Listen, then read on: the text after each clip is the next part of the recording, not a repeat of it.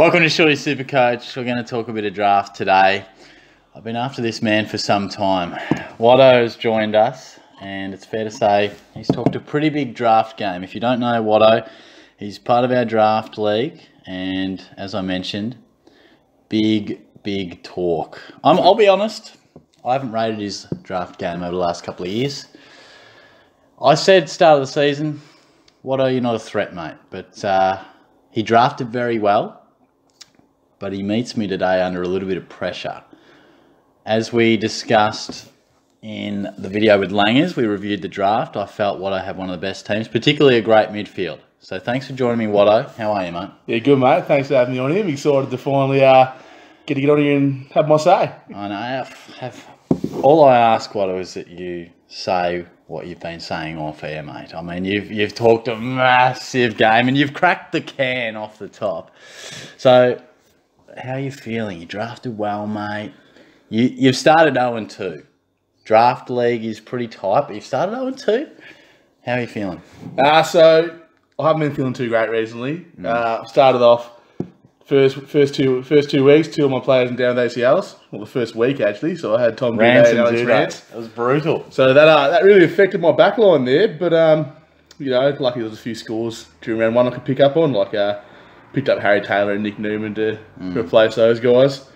But yeah, it's just struggling with my midfield not scoring well enough. Like Clayton Oliver, what's he doing to me? Yeah. I needed him to hit the 120s. Because your midfield, read it out to us. So my midfield is Patrick Cripps, Clayton Oliver, Matt Crouch, Jack Steele, Dane Zorko, Jared Lyons, and Isaac Smith with Tom Scully and Tom Mitchell on the bench. Yeah, that's deep.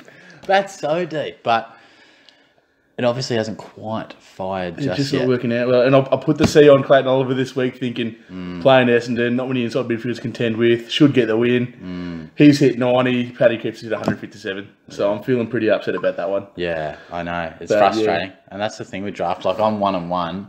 I had a good win over Chook, I think it was, week 1. And then Jacko came out and beat me. All due respect to Jacko, but his team is average. I thought that was probably one you'd want to lock away for sure. Yeah. Look, mate, I'm going to just say something. You're ranked 8th for total points. Now, you came in talking up a massive game. What's going on? Can you respond? I can respond to that. I feel like, especially in the draft, I went in a bit early with, say, Devon Smith, who hasn't been scoring well, but he's hit over 100 this week. Yeah. So I'm happy with that. I honestly feel like the team's starting to step into themselves now. Yeah. All right. Got a lot of Lions because I'm a massive Lions fan, and they're playing well, so they'll get good scores. I just need the likes of Harry Taylor and Isaac Smith to start really getting up there again. So the first week Isaac Smith scored 60-something killed me, so I put Tom Scully in for Isaac Smith in week 2, and he scored 48, and Smith had 82, and wasn't great for me. Jarry Witch has been good for me. Yeah. And my man Lincoln McCarthy. He's averaging 80 plus, like I told you. No one believed me. No one trusted me. Lincoln McCarthy, lock him in. I've got to be classic. 2 weeks, mate. It's 2 weeks. We're recording this Saturday afternoon, so the Lions about to play tonight. Lincoln will kick 4 tonight. It hurt too. As a former cat, and me being a Cats man, that hurt. It really did. But no, it's pretty tight overall. I think it hurt. It's been some real tight games. It hurt last week losing to a really average team in Dan Harron's team. They just picked me. I made a few errors on the bench and stuff like that. Should have gone Clayton Oliver as captain because he scored very well last week, and then he got screwed me this week. So I might have been trade Clayton Oliver, to be honest. I might see. Well, if you'd like, I'm happy to enter discussion. Yeah. We'll talk about it. Chad Wingard. No. I'll need multiple players. You will not trade it. But look, you mentioned Dan, and we're staring at the trophy, the perpetual trophy of SuperCoach Draft, and Dan's name is there on twice. And I was fairly harsh on Dan's drafting. We know he's a bit of a free agent king, a self-proclaimed free agent master, he calls himself. But you've got some strong thoughts, Watto. Can I talk about Dan's free agency? Please. Recently? Please. What's he doing? Mate, the floor is yours. He's dropped Callan Ward. He's dropped Jacob Hopper. And left the likes of Darcy Parish in there. Yeah. Yes, Darcy scored well last night, but he's not consistent. It's not going to happen. He is not consistent at all. Like, I just don't know what he's doing. And then, like, Callum Ward, he's back next week. And I asked him the reason. I said, why did you drop Callum Ward? And he goes, I don't carry injured players. I was like, he's back in 2 weeks, mate. Like, he can carry in 2 weeks. Well, I mean, I can understand long term, but... yeah, like me carrying Tom Mitchell was a bit of a risk. Yeah. But, you know. But it's a calculated one, and you drafted him. It's not as if you go seeking him in the free agency. I mean, you boys have got a mirror at home, don't you? You got a mirror in the bathroom? Yeah, you should probably have a look at that, Dan. Look yourself in the mirror, mate, because I'm telling you, you're not defending your title well at the minute. And as I've said before, Dan, I'd like to have you on this show. Watto's talked a big game, and here he is in front of me. Why has he picked up O'Leary? Are you taking the piss, O'Halloran? The self-proclaimed free agent king. Got Willem Drew in here. Pretty reactive on Willem Drew. He's actually, to be fair, he has tried to get a few free agents, namely Nick Newman and Darcy Moore. Yeah. But because I've had a rough start, I've been in front of him in the waiver wire, seen what he's trying to get, and be like, oh, yeah. I was going to pick Alex Sexton, but then I saw Dan was going for Darcy Moore, and I was like, you know what? I prefer Darcy Moore. I love a spiteful call. She's like, no, I'm going to fuck you over, Dan. I'm going to get you here. But I want to talk to you about something it's been brewing in the inbox.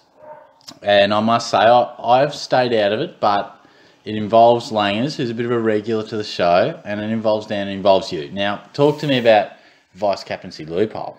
All right. So the loophole in draft. In Classic, do what you want. You've got to compete against 80,000 people who aren't going to do the right thing anyway. All right? The way I see it, in draft, with your mates, championship on the line, you want to keep your integrity.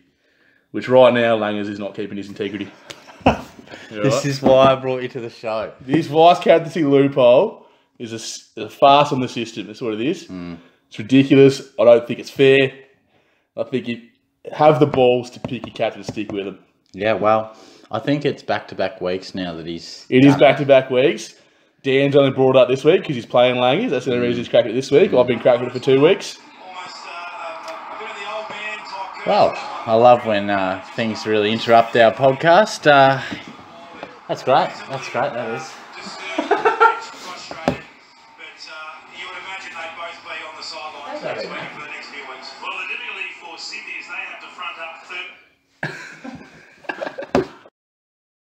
Couple of technical difficulties there, but we're back and we're talking vice-captaincy loophole, Watto. Langers is exploiting it. He's exploiting it, and it's, you know what, it's a disgrace in the league. It's really ruining what the league is about. That's good, fair play. Yeah. Which is not, he's the only one doing it. Yeah. You know what I mean? If everyone in the league was doing it, fair enough. If you're the only one doing it, take a good look at yourself. Well, that's where it's interesting, because I'll be honest, Classic, I'm all for it. And as you said off the top, I think you've got to be doing it in Classic because everyone's doing it. So I think everyone's got so many teams, players that are the same.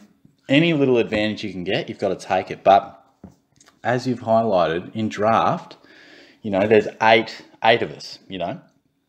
And perhaps it's something we've got to look at as a bit of a unwritten rule or an agreement that we don't do that. And it's sort of crept up because I've just never done it in draft. Honestly, I don't think it worked. Yeah, I didn't think it worked either because I didn't quite get the emergency rule. I mean, it's a bit clearer now, but I never just sort of thought about taking the risk, so I've never done it. And it's really becoming quite controversial now because obviously, you know, Langers is all over it. Credit to him. But there's got to be some integrity. I think we'll have to talk about this. And look, Watto and Dan are leading the charge. And Langers, I'm sure you're listening to this, mate. Feel free to come on board and use this as a forum to defend yourself or in the comments, mate. But it's being laid down to you. There's some serious heat. But we've got some issues, Langers. We'll have to sort them out. Yeah. Well, look, it's interesting at the minute. How are you going currently? Because you're playing Sloth, where halfway through the Giants in Richmond. Look, I'm having a really good week this so far. Yeah. A really good week. So I've had all my players over 100, except for Harry Taylor and Nick Newman. So that's 7 players over 100. Yeah. Good start to the week. He's had the likes of Selwood 46, Ablett 80, Salem 82, Fisher 85, Lead 84. So should get the win. I made a mistake. Did make a mistake. Clayton Oliver captain. Yeah. Instead of Cripps, he's got 157, but that's all right. Fair though. He's got Jaden Short on, who was out in the first quarter, not to come back on, so that works out well for me. Yeah. He's got Jack Stephen on the field. So I wonder if he'll change. As we know, he has been managed this week. So yeah.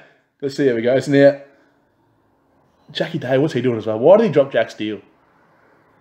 Did he drop him? He dropped Jack Steele. Out of his team? He drafted him because I was pretty rattled sitting on this couch thinking, hey, I want him. Yeah. Jackie Day drafted him 2 picks before me. And He's then actually dropped him. after week 1, I was looking through free agency. I saw the waiver claims. Jack Steele. Picked him up. He scored over 100 for me both weeks. What? So that's another boost in midfield. Oh my god! Because when you read out Steele off the top, I was like, "Gee, I didn't remember Watto getting Steele." Yeah. Well, dare I say it? That is a steal. So it's good having him and Jade Gresham as well, especially with the Saints firing. That's potentially Jacko not quite understanding how someone can just swoop in and get a man like Steele. That's for right. nothing. I was stoked. They're the little wins. Like you're sitting on your laptop, you're like, "This is beautiful. Yeah. This is beautiful. Someone's made an error, and I'm going to absolutely clean up." No, exactly. So yeah, I'm confident we'll get my name on the trophy this year still. Yeah. The champs are just they're just starting to come through, I reckon. Yeah, well, all the best, mate. And thanks for joining us. We're going to return to the couch with a couple of beverages and watch the second half here, I think. They're just about to start. But thanks for joining me, mate. I'm sure it won't be the first and only time, but I'll hopefully have you back soon. I'll be back on when I'm claiming the trophy, mate. Langers, Dan, I'm putting the call out to you. We want you soon. So I'll be back. Cheers.